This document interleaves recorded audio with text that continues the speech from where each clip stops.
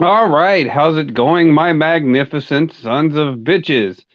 I figured I'd come back, do a 5 minute video or something on my way to work, and give an update to the college football score that is the corporate football world, which is the Disney Plus app. The SEC market is up 24 against the actual college football fan, is at 7. So, yeah, this isn't a surprise.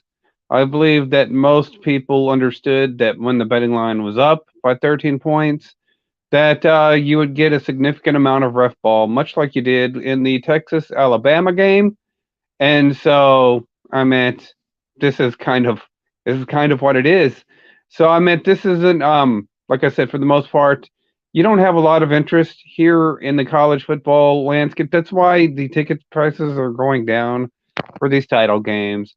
And as much as the little marginalized SEC group wants to sit there and admit it, there wasn't much fucking interest in the Alabama Georgia game last year.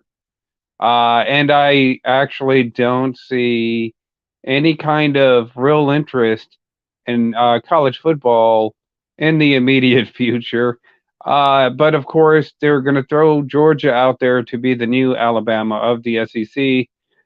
Technically, Georgia should not finish, to me personally, in the top 10 next year with the amount. And like I said, it's a bit overrated, but I'll go out here and say it that Georgia's defense this year isn't as good as it was last year.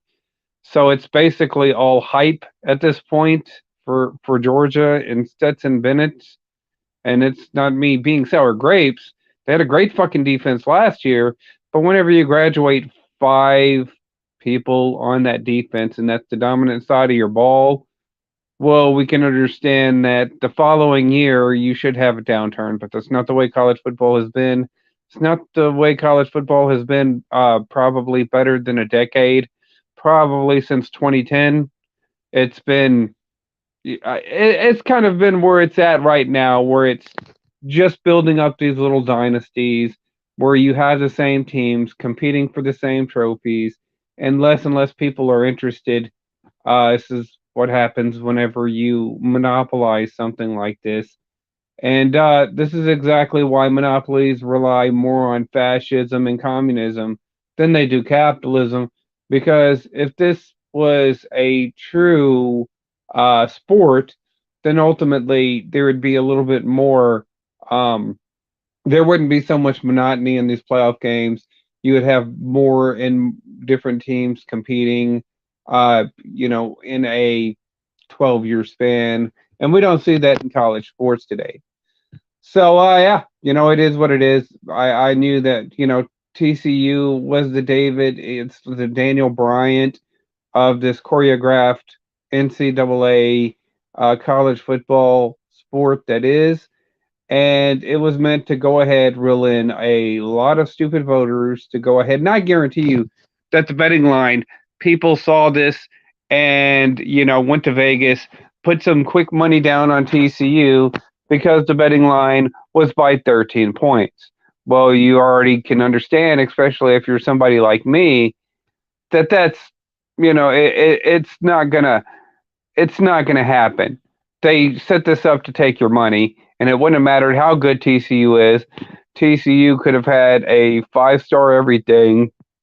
Could have had Joe Montana or a Tom Brady at quarterback, a Jerry Rice or a Randy Moss at wide receiver.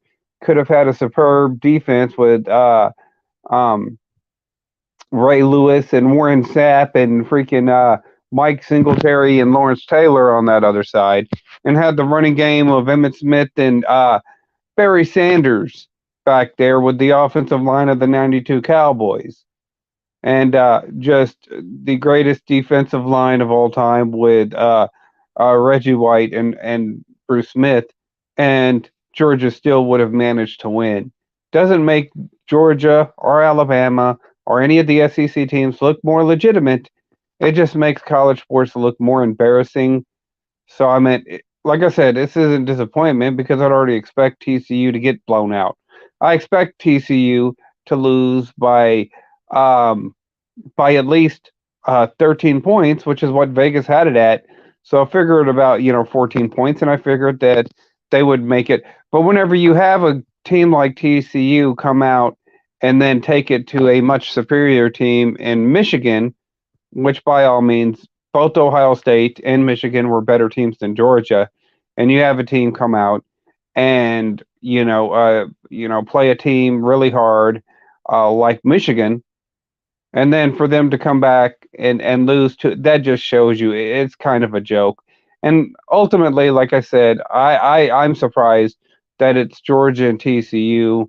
If Georgia doesn't play Ohio State at home, then it's Ohio State probably. And like I said, next year I have Michigan in the title. TCU will not be in the top 10. They lose too many players. And of course, TCU will have to rebuild, unlike Georgia, who gets handed these opportunities just like Alabama is. If you're an SEC team, you're kind of handed these opportunities.